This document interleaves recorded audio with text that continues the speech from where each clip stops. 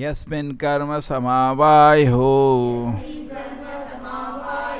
यथा येनोपगृह्यते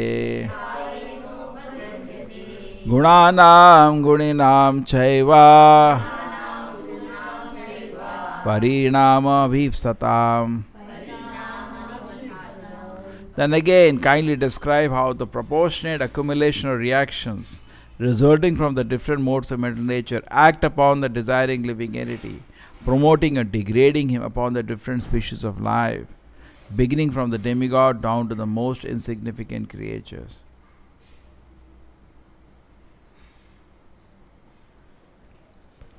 So Prabhupada speaks something very interesting here. He says that people have a desire when you see different planets to go. Now India is also planning to make some rover which can go on the moon and roam around. But actually, really going to a planet, particularly the heavenly planets, and residing there, this is not the way. Therefore, Prabhupada right in the beginning wrote a book. What is the name? Easy Journey to Other Planet. You read that book? You should all read that book. Imagine an acharya who knows the whole cosmic situation and is seeing people struggling so much. There was a big competition in Russia and America at that time to go to space, and many people died also in the beginning. America. And so Prabhupada, when he heard all that, he felt bad. Easy journey, you can easily go. In fact, once Prabhupada met a big personality. He said, so he had given the book, he read the book. So he came to meet Prabhupada. He said, so just by this, what you're telling, by worshipping a particular devata who is the king of a particular planet, you can go there? Prabhupada said, yes. Then when can I come back? Prabhupada said, no, there is no coming back. You go means you go there. So then I don't want. So Prabhupada said, actually he doesn't want to go there. He just wants some pride, I went to some place and I come back, and I, just like people do, they go to some place, it's boring. But then they come and say, I went there, I went to Japan, I went to Australia. Finally, it's some land and some trees only. But we get some kind of a special privilege. I went there. So like that, Prabhupada said he want to boast his chest. I went there, that's all. If you really want to go to some place, you should have a body suitable for that atmosphere. That is the Vedic way. Now the different planetary systems are divided. There are 14 planetary systems. Urdhvam gachanti sattvastaha, madhye tishtanti rajasa, adho gachanti tamasaha. So if you cultivate sattoguna, rajoguna, tamoguna, you get a body accordingly. There is a famous example we take of liquid beauty. What is that example? One man went and he proposed to a girl, and the girl got very upset. She didn't like him, so she said, meet me after 15 days. And she took purgatives, laxatives, and made herself very, very thin. So thin and losing so much weight, she started looking ugly, a beautiful girl. And this man, when he went there, could not just appreciate her. So she said, no, my beauty I have separated. And this curious fool went to see what is the separation of beauty. It was pots of stool and vomit. So this is one class. So those are tamasic people who knowledge cannot go inside their head. They are mad. Even you tell them this, it doesn't make any sense to them. They still want to run after false beauty of this world. And they don't want to follow any rules and regulations. And they don't want to come out of this illusion. You tell them this is an illusion, that's not. The one class of people, we can say tamasic. We can say mad. Rasic class of people understand it's an illusion. But they understand they cannot come out of it. Now. So in a regulated way, they live a life. That's called pravritti marg. There are two kinds of marg, nivritti marg and pravritti marg. So regulated way they conduct their life, so gradually they can come out of it. Regulated enjoyment of madness. Regulated enjoyment of foolishness. What else? Foolishness only. Regulated enjoyment of foolishness. So this is rasic people. Okay? Little. You tell them, many people don't drink. No, little. So that is a tendency because they cannot give it up. So little, and then slowly stop it. But if it is done So the regulation we cannot create. It is beyond our privilege to create these regulations. These are created by the acharyas, and that is called dharma. General dharma means this regulated way of enjoyment. Therefore, Chaitanya Mahaprabhu rejects this kind of dharma. Dharma projita kavitavasara parmo nirvasanana. Chaitanya Mahaprabhu rejects this cheating religion. Basically, it is not telling you the truth, neither is able to make you handle the truth. But then, how is it that we are in Krishna consciousness talking so boldly? Things even devatas cannot do. We are talking about them because coming under shelter of Lord Chaitanya. Namo Mahavadanyaya Krishna Prema Pradayate. Krishna Chaitanya Namane Gaurtushe Nama. Anybody participating in the process of Harinam Sankirtana, it's just a matter of time, can start speaking things even devatas know impossible to follow. It desires to follow a standard even devatas cannot reach. It's not ordinary, it is extraordinary. This is the power of the Hare Krishna, Krishna Krishna, Hare Hare, Hare Rama, Rama Rama, Hare Hare. You start talking about pure devotional service, which is not accessible even to a devata. Devatas are so powerful, so rich, so much wonderful life, so sattvic. But you start talking about, it's true, we are not at this time tasting it, but we start talking about it and start desiring to reach the platform of pure devotional service, which is even higher than Sattva-guna, which takes you to directly to the abode of the Lord. At Sattva-guna, what happens? The person, when he hears our liquid beauty story, he rejects the whole business of the metal world itself, which is not easy.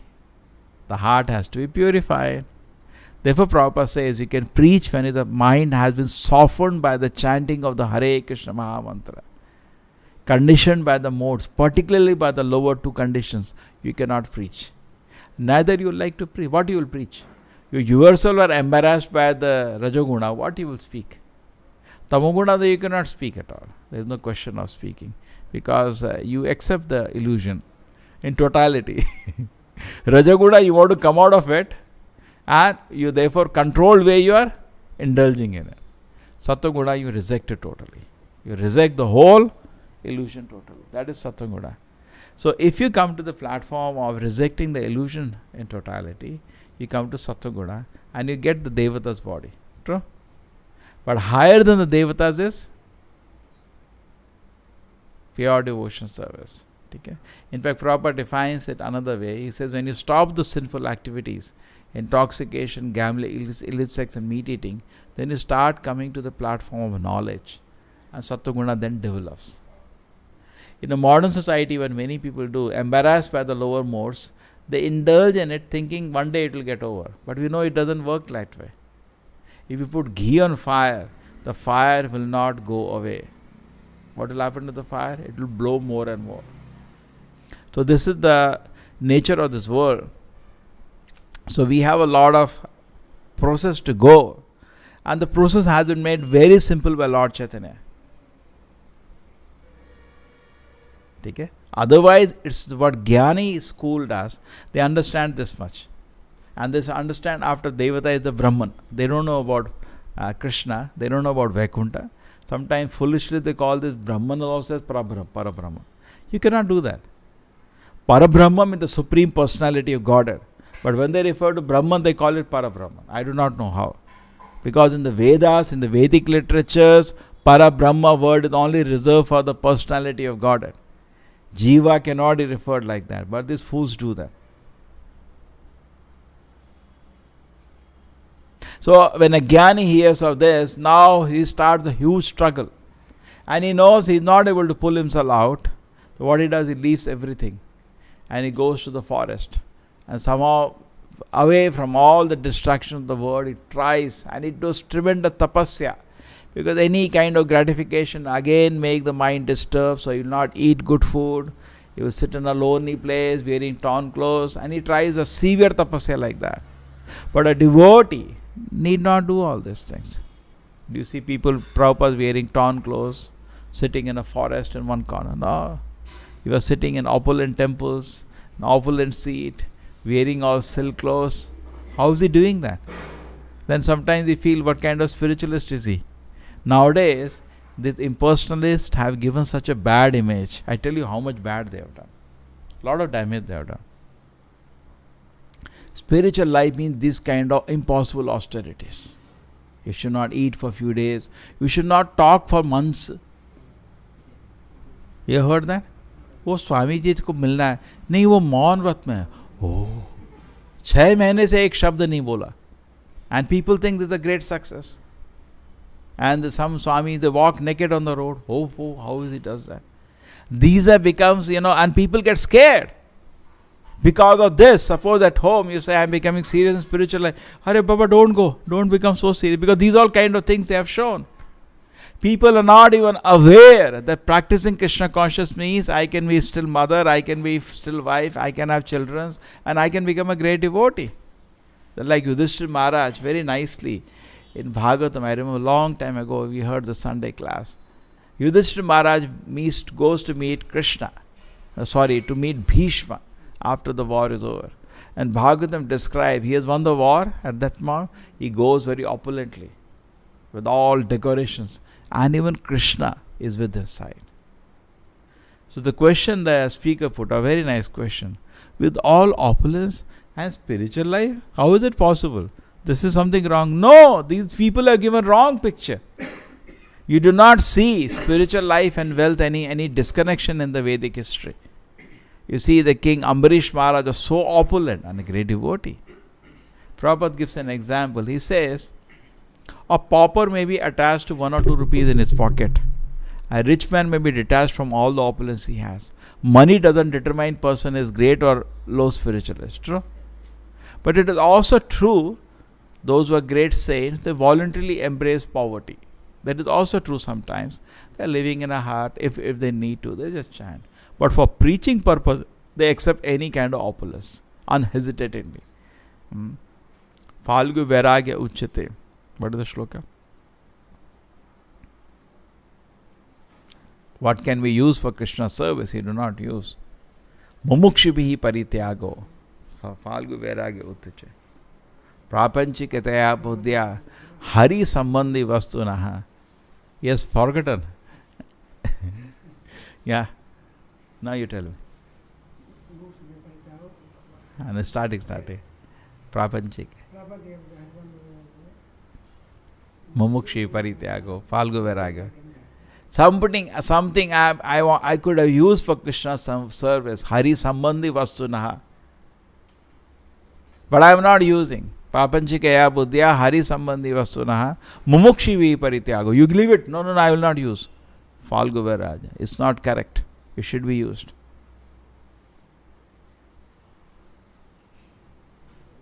Suppose you want to have some function. Now we decide today is Kartik Puja. Okay? So we thought we will clean up the place. That day was very nice. When Maharaj had come, we saw that. That's why we can do every Sunday evening. All vehicles out. And we can put a rangoli also outside. No even chappals allowed. All out. Clean up the place. That look nice. Hai? And we can even put chairs. People can sit down. Because they have no place to sit and talk also. And then they come inside. We have the program. That will be good. We can do that. Even prasadam you want, we can serve outside only. Or whatever. That can be second. At least we can. So you say we will not do all this decoration, cleaning and all. Which we can do. Is falgu vairagya uchyate. Yeah, you are having a foolish renunciation. That's why devotees are very unique of Krishna. They can use anything. The Prabhupada was sitting on a asana, that famous joke I told many times. And previous to that, this some impersonalist Swami had come. So one man tested him, he put some money below his seat. So Prabhupada, when he sat on the seat, immediately he could feel a bulge below the seat. You can feel, when you are sitting on cushion. So Prabhupada took it out and there was some money. Then when the previous one, impersonalist sannyasi, had sat on the seat and saw the bulge, what he does, immediately says, money, I cannot touch. So one of his followers touches and give back to the whose it is. So Prabhupada saw the bulge, he took it, he called a disciple, keep. So that person, oh, Swamiji wants money. So one person who had done that is, Swamiji, so you want money, yeah? So Prabhupada says, Koto ache? How much you have? It was in some place near Calcutta. Koto ache? How much you have?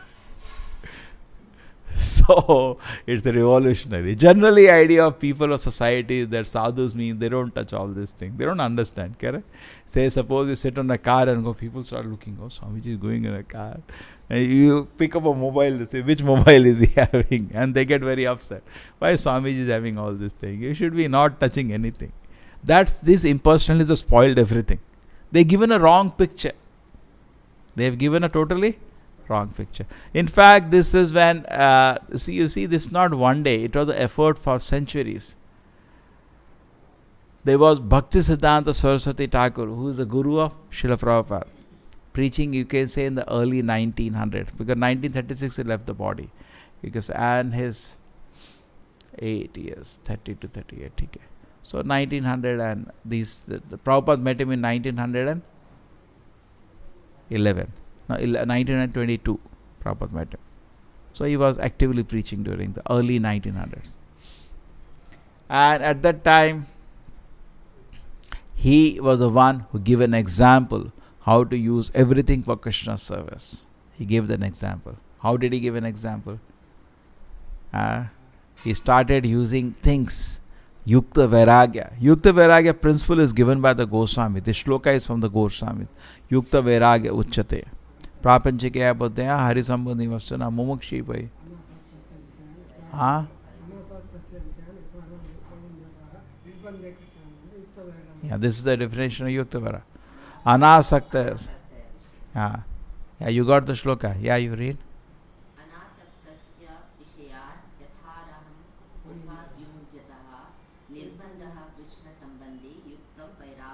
this is yukta vairagya and that is falgu vairagya.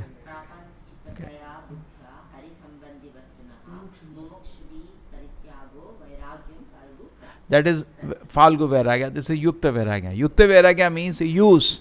Falgu Vairagya means avoid. Hari Sambandhi Vastunai. Everything he sees as Hari Sambandhi. He wants to use it for Krishna's service. So he started it. He started traveling. He purchased a car that time. And he was a Mathadipati, 64 Mathas. And car those days, 1900s, was like a dream. Maybe in India, few counted people have car, and he had one of the cars. And you see him traveling in the car and going to meet very important people, and developing support for his Gaudiya Math. So this was Bhaktisiddhanta Prabhupada who started this principle of utilizing everything. And Prabhupada got the clue from his spiritual master and he went on. Just like Prabhupada used to record every day night, he used to type his class. So somebody brought him the dictaphone. In fact, very interesting thing happens. So what happened, Brahmananda, he goes out and Prabhupada is, whole night Prabhupada is typing, So he said Prabhupada can just transcribe, Prabhupada can just record, we can transcribe, it saves his time because it becomes slow, no? He can just directly speak. Just like what class I'm giving now, suppose I have to write at least slow. So the doctors also are doing medical transcription nowadays. Correct? In a burst and all, they speak and by the time the patient comes out, printout comes out, no? Like that it is? So fast. Medical transcription is a big field now. So what happens? So he spends 1 hour in the shop understanding how it works. And he purchases it and brings. Now he thinks he will tell Prabhupada how to use it. So he tells Prabhupada, I'll explain how to use it. Prabhupada said, no, you keep it. And night Prabhupada using. He figured out himself. He did not need himself. Extremely. He figured out how to. And he found it very useful. Because now he could do his work 3-4 times faster, So he used it, dictaphone. Why did he use dictaphone? Prabhupada traveled on aircraft. In fact, once Prabhupada said, somebody told Prabhupada that the Swamis, why you use car? Prabhupada said, yes, you walk. You walk. Before that, I'll go everywhere and finish everything. Suppose you have to go from here to Bangalore. And you walk, you will reach in some couple or 1 week. By the time we'll go by flight and finish all the preaching possible. So let them walk. No problem. Those who don't have understanding. But Krishna consciousness is so powerful actually that even with all the amenities, even with all the relations, even with all the situation around us, person can advance. Therefore, when When Ramananda Rai and Lord Chaitanya are discussing, Ramananda Rai comes to different ways by which he can achieve perfection of life. Ramananda Rai says what? He says, you stay, Brahma's prayer. Sthane sito, you stay wherever you are. And what do? You, with the humble mind, namanta eva, become humble and hear the message of the Lord, you will quickly have spiritual advancement. And Chaitanya Mahaprabhu said, yes. So this is the prescription for Kali Yuga. Stay where you are. That is not very important, where I am staying. Grihe thako, vano thako, sadahari bole thako. You stay in house or in forest, doesn't matter. But constantly chant the names of the Lord, that is important. It is so powerful that independent of your social position, it will bring you to bright Krishna consciousness. And you can even surpass the level which is mentioned for the, in this we see there is the level, Tamoguna we discussed, Rajoguna, Sattoguna, you can surpass all of them and taste love of Krishna. See the real beauty. There is one beauty we can see, the Tamasic man is seeing. There is one beauty the Rasic man is seeing. There is one beauty the Sattvic man become detached. Correct? Tamasic man, what he does when he see a beautiful form, he becomes mad. Can't control himself. Rasic man controls himself and according rules of dharma gets engaged. A Sattvic man can see the truth. But a Krishna conscious person sees the real beauty. And where is the real beauty? In Krishna. And he engages. So we can see the four platforms. Srila Prabhupada ki, Srimad Bhagavatam ki.